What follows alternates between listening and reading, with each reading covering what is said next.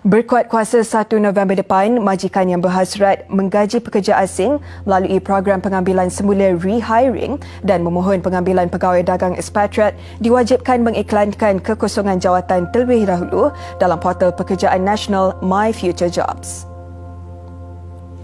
Menteri Sumber Manusia Datuk Seri M. Saravanan berkata, pengiklanan kekosongan jawatan di My Future Jobs hendaklah tidak kurang daripada 14 hari bagi program rehiring pekerja asing yang sedia ada dalam negara dan 30 hari bagi permohonan pegawai dagang.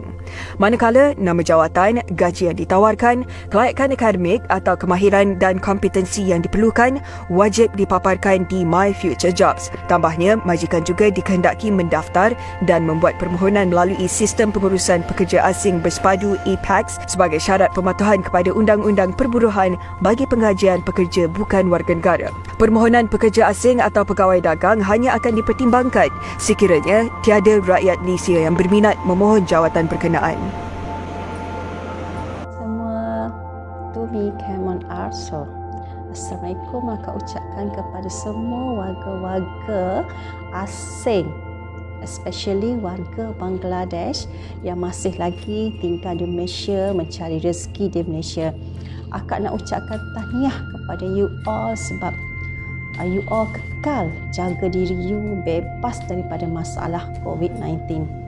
Especially yang berisiko, yang betul selalu keluar rumah, you tetap menjaga keselamatan diri you, keselamatan diri, kebersihan diri. You make sure you sentiasa mandi untuk bebaskan daripada virus COVID-19. Okey. Akan nak share satu benda.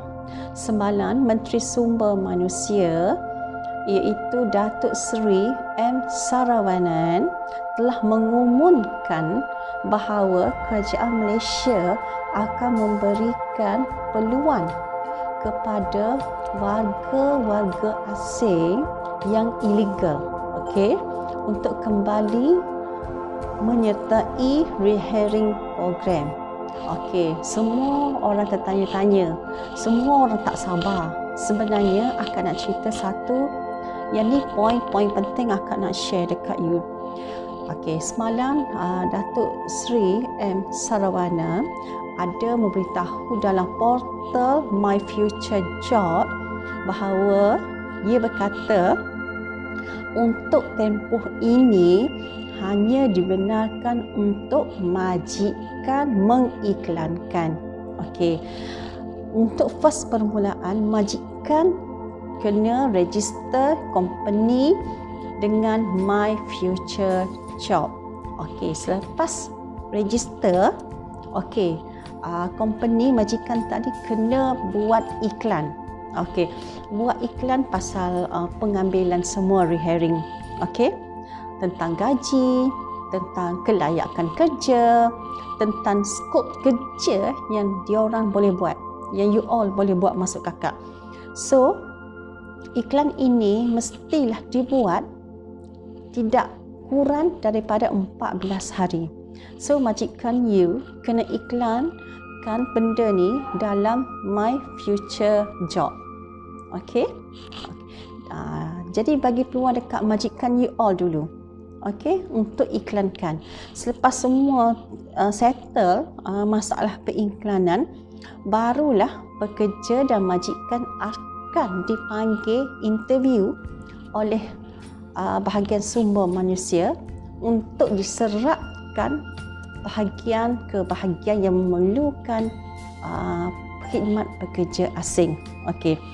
Akak nak tegaskan di sini, proses permulaan ni hanya untuk majikan, bukan pekerja asing. So, you all tak perlu nak fikirkan benda ni. Bagi peluang dekat majikan, biar dia settle dulu urusan dengan My Future Job.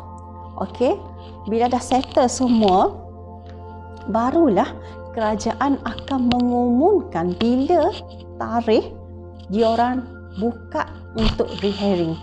So, you all kena sabar, you all kena tunggu. Jangan akak nak serahkan duit Jangan nak serahkan duit you kepada mana-mana ejen, kepada mana majikan. Duit dan pasport you kena simpan. Jangan serah lagi.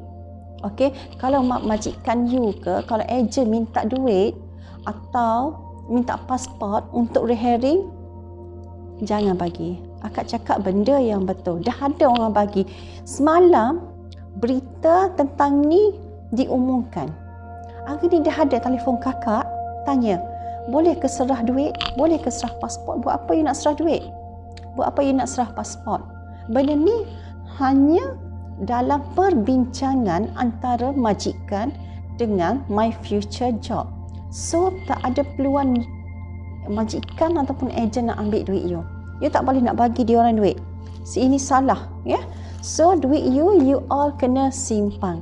Tak payah bagi ejen. Okey? Dan kita masih lagi menunggu keputusan selanjutnya daripada kerajaan Malaysia. Okey, biar semua urusan selesai dengan My Future Job serta mendapat kebenaran daripada kerajaan Malaysia, barulah kerajaan umumkan bila tarikh rehearing dibuka. Okey, akak nak tegaskan lagi sekali, buat masa ni rehearing belum dibuka. Okey, belum dibuka. Okey. Jadi yang illegal workers yang ingat nak bagi duit, nak bagi pasport untuk ejen ataupun majikan, akak tegaskan tak perlu lagi. Okey, you pegang duit you pegang pasport you. Sebab ini hanya pengumuman untuk majikan sahaja. Kerana kerajaan Malaysia sekarang tengah mengenal pasti sektor manakah yang masih memerlukan khidmat pekerja asing di Malaysia. Okey? So, kakak harap you all berhati-hati. Kalau ada apa-apa pertanyaan, you all boleh message akak, WhatsApp akak. Dalam YouTube also you can ask apa-apa sahaja soalan, you boleh tanya. InsyaAllah kakak akan jawab. Okey, kakak nak tegaskan, jangan serah duit dan pasport kepada majikan. Tunggu info yang selanjutnya, pengumuman daripada kerajaan Malaysia untuk pekerja-pekerja asing yang illegal dekat Malaysia.